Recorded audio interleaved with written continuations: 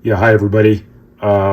Just wanted to do a little video thing here about eBay standard envelopes. I wanted to illustrate my method for doing this. Not that I'm an expert on this whatsoever, but I do think I have a pretty good system going. Most of them get where they're supposed to go in a timely manner. It's not a perfect system, but I think my system is one that works. So I just wanted to show you guys how I do this. There's a lot of different ways to do it. I've gotten them in all shapes and sizes over the years, but just figured I would give you an idea of one way to do it. A way I think is pretty effective. What you need obviously is envelopes.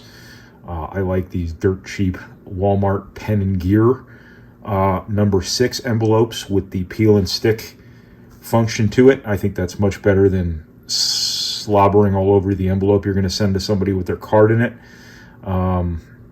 I tape the back down too, just in case this glue is unreliable on these very cheap envelopes. Don't want to die from licking cheap glue like Susan in Seinfeld. So we've got our envelopes. Obviously, that would be the most important component of the standard envelope.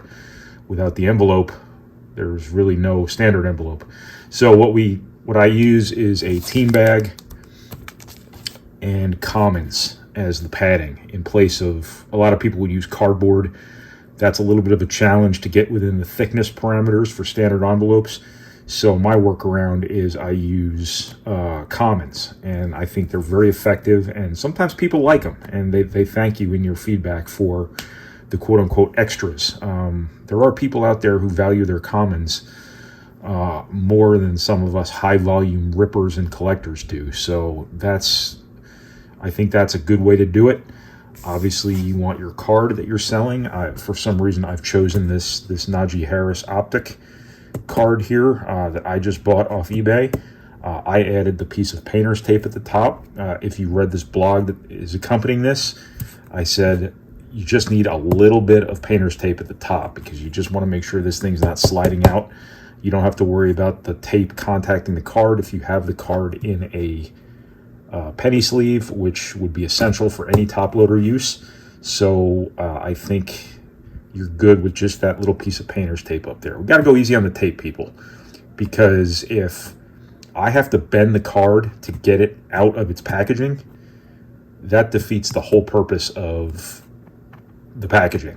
Now, how do we do this? Use a team bag. Very important to use a team bag. I think it is definitely the best way to do this. In terms of the commons, the best way to do it, I think, is to use 2 on each side of the top loader. With these premium cards, these thicker cards, you can probably get away with 1 on each side. I use 2. You don't have to worry about the weight, because if you're charging for 3 ounces, it's the $1.05 shipping method or level.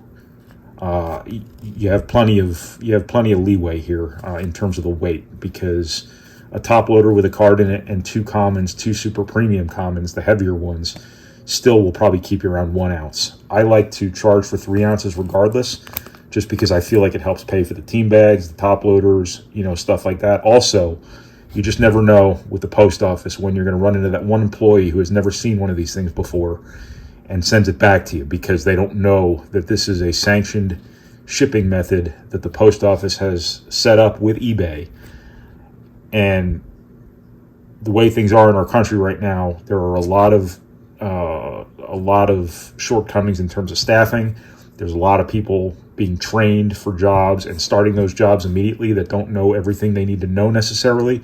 So I always do the 3 ounce service level, even if it's less than 3 ounces. So we've got our 2 commons here. We'll put 2 more on the back of the top loader, including this Eric Metcalf card. Why Eric Metcalf has a card in Optic, I have no idea. Was he even that good a player? I'm good with Hall of Famers being in there, legitimate stars being in there. I actually think that's kind of cool.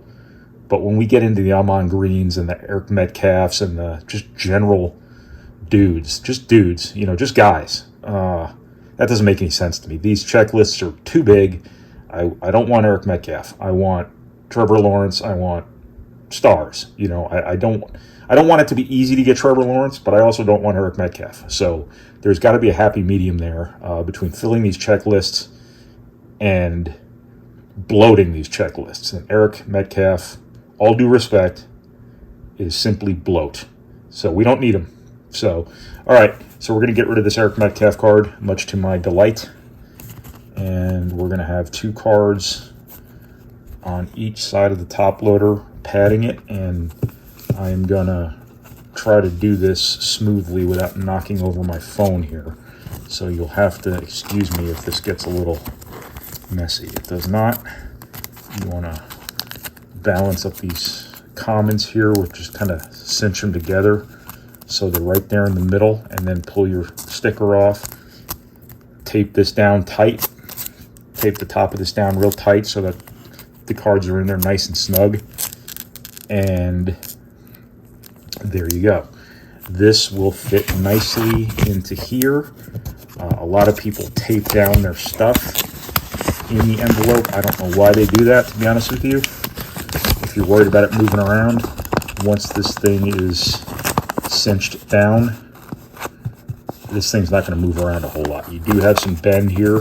The post office wants this thing to be able to bend for some reason, even though it is non-machinable.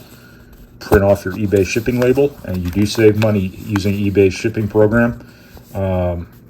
It is very much worthwhile. I always make sure I write non-machinable on the bottom here, so that, again, if it gets in the hand of a USPS employee who doesn't know what this is, you want it to say non-machinable, so they make sure they don't put it through the wrong portal, whatever the word would be for where they put mail. Just me being anal, just me being a pain in the ass of the post office, I guess. I also weigh this thing on a little food scale here. And you'll see that we're not even close to the 3 ounces. Can you even see that? It says 0.972. So we're not even up to a full ounce here. But as I said, I am going to charge for the full 3 ounces, just because I don't think the difference between 52 cents and 105 or whatever the prices are is going to deter anyone. And I want the USPS to process this thing smoothly. What I do then is, just to take this to an obnoxious level, I write the weight on the back of the envelope, just so that I'm telling the post office, if they turn it over, hey, I know I am conscious of the weight restrictions on this, and I went out of my way to weigh this thing, and I'm telling you how much it weighs. So you're not dealing with some dummy here who doesn't know what they're doing. So that's how I do an eBay standard envelope. The post office wants you to, at least my post office, wants you to deposit these with the labeled packages, not in the mailbox. Don't put it in the mailbox. It'll go the wrong place in the mailbox. Don't put it with stamped letters. Put it with packages. Put it with whatever the word they use is. Parcels, packages, things like that. It's very important you do that, I think. But, it is kind of a black magic thing with the post office, because I think that you could take 10 post office employees, ask them the same question about eBay standard envelopes, and you'd probably get 9 different answers. The next step for this is for the post office, I think, from top to bottom. And obviously this is a massive enterprise. The federal government typically is enormous and does not act as efficiently as possible. The next step for the eBay standard envelope is for everybody top to bottom in the post office to know what these things are, know what to do with them when they see them. There will be more consistency, but I think to this point, these things are effective enough to be worthwhile. With the money you're going to charge people for shipping, you can't go wrong with this. So that's what I got. I just wanted to illustrate all of that. I hope this was worthwhile, and thank you for reading my blog.